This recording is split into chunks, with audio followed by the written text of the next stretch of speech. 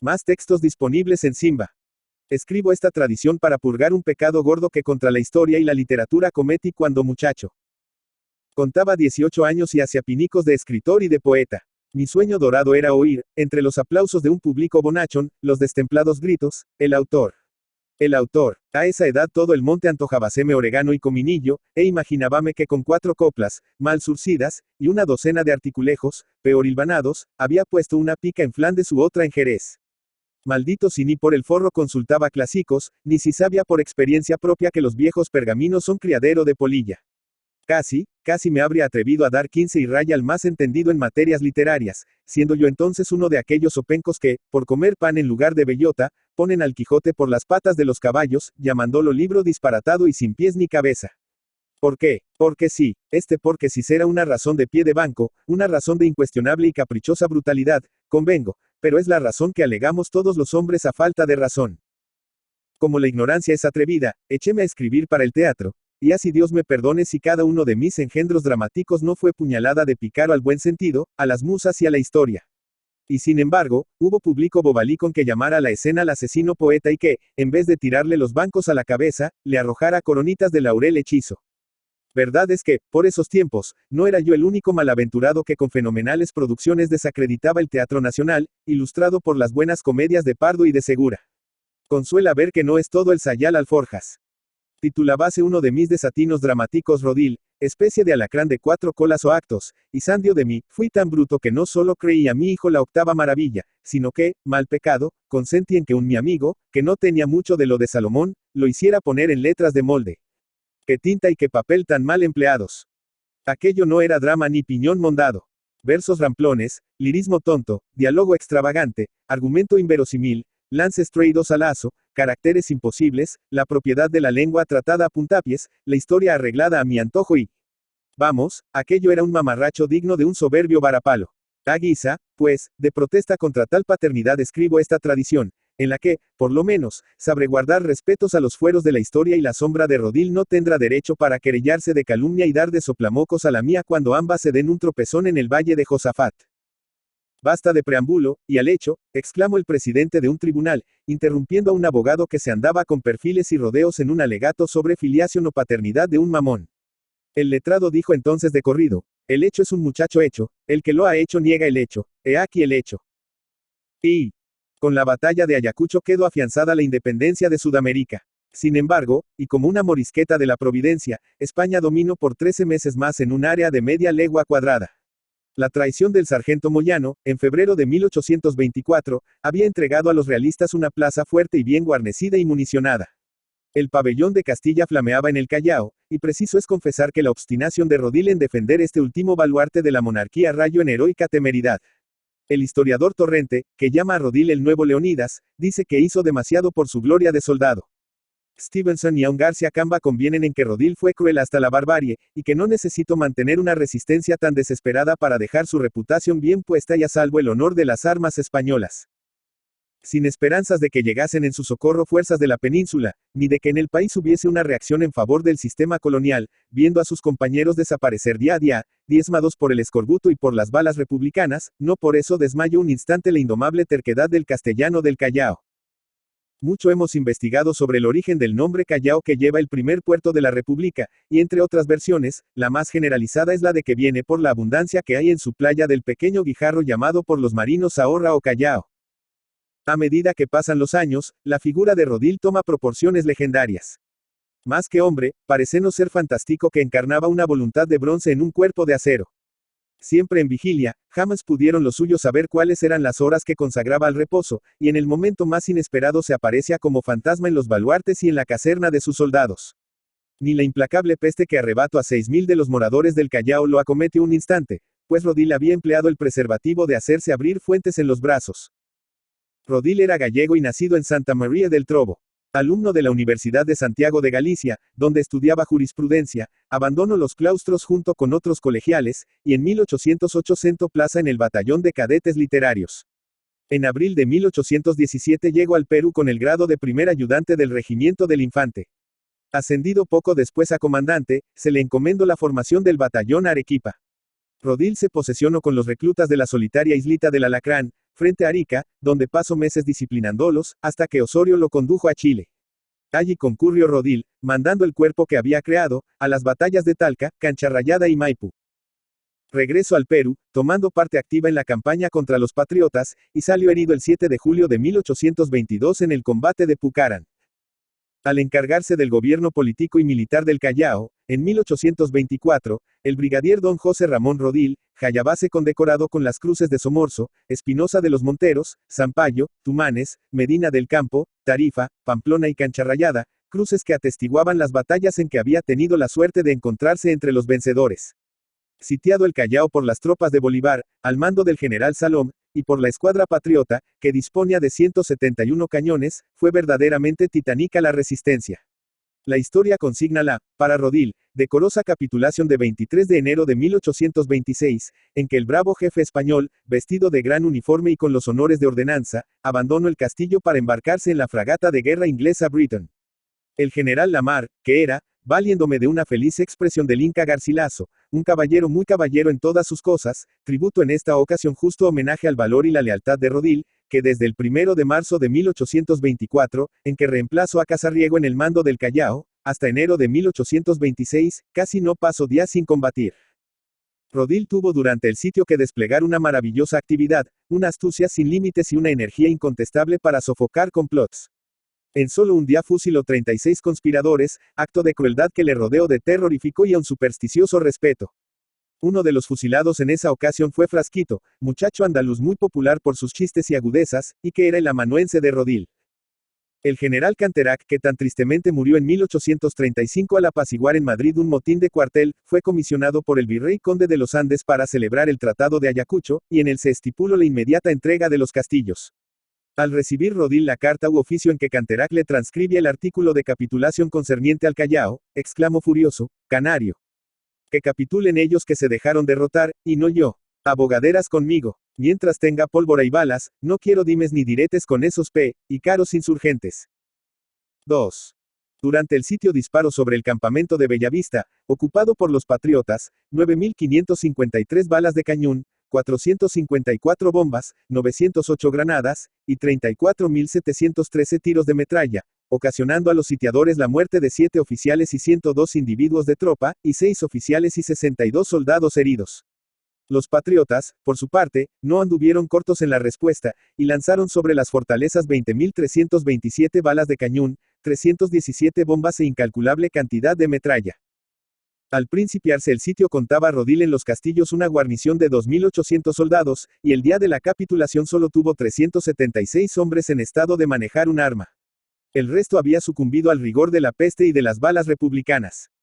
En las calles del Callao, donde un año antes pasaban de 8.000 los asilados o partidarios del rey, apenas si llegaban a 700 almas las que presenciaron el desenlace del sitio.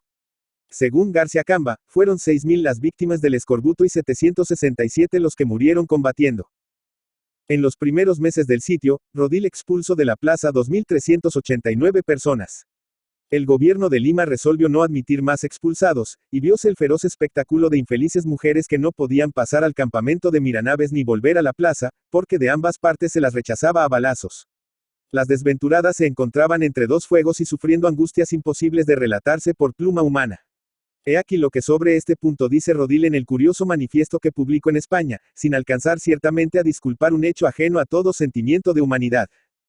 Yo, que necesitaba aminorar la población para suspender consumos que no podían reponerse, mandé que los que no pudieran subsistir con sus provisiones o industrias saliesen del Callao. Esta orden fue cumplida con prudencia, con pausa y con buen éxito. La noticia de los primeros que emigraron fue animando a los que carecían de recursos para vivir en la población, y en 4 meses me descargué de 2.389 bocas inútiles. Los enemigos, a la 14ª emigración de ellas, entendieron que su conservación me sería nociva, y tentaron no admitirlas con esfuerzo inhumano. Yo las repelí decisivamente. Inútiles hacer sobre estas líneas apreciaciones que están en la conciencia de todos los espíritus generosos. Si indigna hasta la barbarie y ajena del carácter compasivo de los peruanos fue la conducta del sitiador, no menos vituperable encontrar el juicio de la historia la conducta del gobernador de la plaza. Rodil estaba resuelto a prolongar la resistencia. pero su coraje desmayó cuando, en los primeros días de enero de 1826, se vio abandonado por su íntimo amigo el comandante Ponce de León, que se pasó a las filas patriotas, y por el comandante Riera, gobernador del castillo de San Rafael, quien entregó esta fortaleza a los republicanos. Ambos poseían el secreto de las minas que debían hacer explosión cuando los patriotas emprendiesen un asalto formal. Ellos conocían en sus menores detalles todo el plan de defensa imaginado por el impertérrito brigadier. La traición de sus amigos y tenientes había venido a hacer imposible la defensa. El 11 de enero se dio principio a los tratados que terminaron con la capitulación del 23, honrosa para el vencido y magnánima para el vencedor. Las banderas de los regimientos Infante Don Carlos y Arequipa, cuerpos muy queridos para Rodil, le fueron concedidas para que se las llevase a España. De las 9 banderas españolas tomadas en el Callao, dispuso el general Lamar que una se enviase al gobierno de Colombia, que 4 se guardasen en la Catedral de Lima, y las otras 4 en el templo de Nuestra Señora de las Mercedes, patrona de las armas peruanas. Se conservan tan preciosas reliquias. Ignoro, lector, el contenido de la pregunta. 3. Vuelto Rodil a su patria, lo trataron sus paisanos con especial distinción. Y fue el único, de los que militaron en el Perú, a quien no aplicaron el epíteto de Ayacucho con que se bautizó en España a los amigos políticos de Espartero. Rodil figuró, y en altísima escala, en la guerra civil de cristinos y carlistas. Y como no nos hemos propuesto escribir una biografía de este personaje, nos limitaremos a decir que obtuvo los cargos más importantes y honoríficos. Fue general en jefe del ejército que afianzó sobre las sienes de Doña María de la Gloria la corona de Portugal. Tuvo después el mando del ejército que defendió los derechos de Isabel II al trono de España, aunque le asistió poca fortuna en las operaciones militares de esta lucha, que solo terminó cuando Espartero eclipsó el prestigio de Rodil. Fue virrey de Navarra, marqués de Rodil y sucesivamente capitán general de Extremadura, Valencia, Aragón y Castilla la Nueva, diputado a Cortes, ministro de la Guerra, presidente del Consejo de Ministros, senador de la Alta Cámara, prócer del Reino, caballero de collar y placa de la Orden de la Torre y Espada, Gran Cruz de las de Isabel la Católica y Carlos III, y caballero con banda de las de San Fernando y San Hermenegildo. Entre él y Espartero existió siempre antagonismo político y aun personal, habiendo llegado a extremo tal que, en 1845, siendo ministro el duque de la Victoria, hizo juzgar a Rodil en consejo de guerra y lo exoneró de sus empleos, honores, títulos y condecoraciones. Al primer cambio de tortilla, a la caída de Espartero, el nuevo ministerio amnistió a Rodil, devolviéndole su clase de capitán general y demás preeminencias. El marqués de Rodil no volvió desde entonces a tomar parte activa en la política española, y murió en 1861. Espartero murió en enero de 1879, de más de 80 años de edad. IV. Desalentados los que acompañaban a Rodil y convencidos de la esterilidad de esfuerzos y sacrificios, se echaron a conspirar contra su jefe. Clara idea del estado de ánimo de los habitantes del castillo puede dar este pasquín. Como estuvimos estamos, como estamos estaremos, enemigos sí tenemos y amigos. Los esperamos. El presidente Márquez de Torre, Tagle y su vicepresidente don Diego Aliaga, los condes de San Juan de Lurigancho, de Castellón y de Fuente González, y otros personajes de la nobleza colonial, habían muerto víctimas del escorbuto y de la disentería que se desarrollan en toda plaza mal abastecida. Los oficiales y tropa, estaban sometidos a ración de carne de caballo, y sobrándoles el oro a los sitiados, pagaban a precios fabulosos un panecillo o una fruta. El marqués de Torre, Tagle, moribundo ya del escorbuto, consiguió 3 limones ceutíes en cambio de otros tantos platillos de oro macizo, y llegó época en que se vendieron ratas como manjar delicioso. Por otra parte, las cartas y proclamas de los patriotas penetraban misteriosamente en el Callao alentando a los conspiradores. Hoy descubría Rodil una conspiración, e inmediatamente, sin fórmulas ni proceso, mandaba fusilar a los comprometidos, y mañana tenía que repetir los castigos de la víspera. Encontrando muchas veces un traidor en aquel que más había alambicado ante su lealtad a la causa del rey, pasó Rodil por el martirio de desconfiar hasta del cuello de su camisa. Las mujeres encerradas en el Callao eran las que más activamente conspiraban. Los soldados del general Salom llegaban de noche hasta ponerse a tiro de fusil, y gritaban: «A Lima, muchachas, que la patria engorda y da colores», palabras que eran una apetitosa promesa para las pobres hijas de Eva, a quienes el hambre y la zozobra traían escuálidas y ojerosas. A pesar de los frecuentes fusilamientos no desaparecía el germen de sedición, y vino día en que almas del otro mundo se metieron a revolucionarias. No sabían las pobrecitas que don Ramón Rodil era hombre para habérselas tiesas con el purgatorio entero. Fue el caso que una mañana encontraron privados de sentido, y echando espumarajos por la boca, a 2 centinelas de un bastión o lienzo de muralla fronterizo a Bellavista. Eran los tales dos gallegos crudos, mozos de letras gordas y de pocas inderecis, tan brutos como valientes, capaces de derribar a un toro de una puñada en el testuz y de clavarle una bala en el hueso palomo al mismísimo gallo de la pasión. Pero los infelices eran hombres de su época, es decir, supersticiosos y fanáticos hasta dejarlo de sobra. Vueltos en sí, declaró uno de ellos que, a la hora en que Pedro negó al maestro, se le apareció como vomitado por la tierra un franciscano con la capucha calada, y que con aquella voz gangosa que diz que se estila en el otro barrio le preguntó: hermanito, ¿paso la monja? El otro soldado declaró, sobre poco más o menos, que él se le había aparecido una mujer con hábito de monja clarisa, y dichole: hermanito, paso el fraile. Ambos añadieron que no estando acostumbrados a hablar con gente de la otra vida, se olvidaron de la consigna y de dar el quien vive, porque la carne se les volvió de gallina, se les erizó el cabello, se les atravesó la palabra en el galillo y cayeron redondos como troncos. Don Ramón Rodil, para curarlos de espanto, les mandó aplicar carrera de baquetas. El castellano del Real Felipe, que no tragaba rueda, de molino ni se asustaba con duendes ni demonios coronados, dióse a cavilar en los fantasmas, y entre ceja y ceja se le encajó la idea de que aquello trascendía de a legua a embuchado revolucionario. Y tal maña dióse y a tales expedientes recurrió, que 8 días después sacó en claro que fraile y monja no eran sino conspiradores de carne y hueso, que se valían del disfraz para acercarse a la muralla y entablar por medio de una cuerda cambio de cartas con los patriotas. Era la del alba, cuando Rodil en persona pone bajo sombra, en la casamata del castillo, una docena de sospechosos, y a la vez mandaba fusilar al fraile y a la monja, dándoles el hábito por mortaja. Aunque a contar de ese día no han vuelto fantasmas a peregrinar o correr aventuras por las murallas del hoy casi destruido Real Felipe, no por eso el pueblo, dado siempre a lo sobrenatural y maravilloso, deja de creer a pies juntillas que el fraile y la monja vinieron al Callao en tren directo y desde el país de las calaveras, por el solo placer de dar un susto mayúsculo al par de tágarotes que hacía centinela en el bastión del castillo. Ricardo Palma, Lima, 7 de febrero de 1833 Miraflores, Lima, 6 de octubre de 1919, fue un escritor romántico, costumbrista, tradicionalista, periodista y político peruano, famoso principalmente por sus relatos cortos de ficción histórica reunidos en el libro Tradiciones Peruanas. Cultivó prácticamente todos los géneros: poesía, novela, drama, sátira, crítica, crónicas y ensayos de diversa índole. Sus hijos Clemente y Angélica siguieron sus pasos como escritores. Debutó en la literatura en 1848 formando parte del grupo que él mismo llamaría más tarde la bohemia de su tiempo. Comenzó con poesía, unos versos románticos que aparecieron el 31 de agosto en El Comercio, mientras paralelamente escribía en diversas publicaciones críticas de espectáculos con numerosos seudónimos.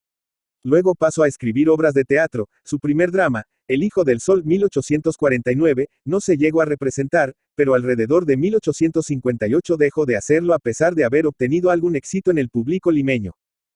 Solo 2 piezas de este periodo han sobrevivido. El drama Rodil, 1851, redescubierto 100 años después de su publicación, Palma había destruido la mayoría de los ejemplares, y la comedia El Santo de Panchita, que escribió junto con Manuel Asensio Segura. Su primer libro de prosa, Corona Patriótica, apareció en 1853. 2 años más tarde sale Poesías y en 1865, Armonías. Libro de un desterrado. Su obra poética no estuvo exenta de polémica. En 1890 publicó a San Martín, poema que provocó la protesta del gobierno chileno, que lo consideró ofensivo para su país. El último poemario de Palma, Filigranas. Aguinaldo a mis amigos, apareció 2 años más tarde. En 1865, compiló la antología Lira Americana. Colección de poesías de los mejores poetas del Perú, Chile y Bolivia.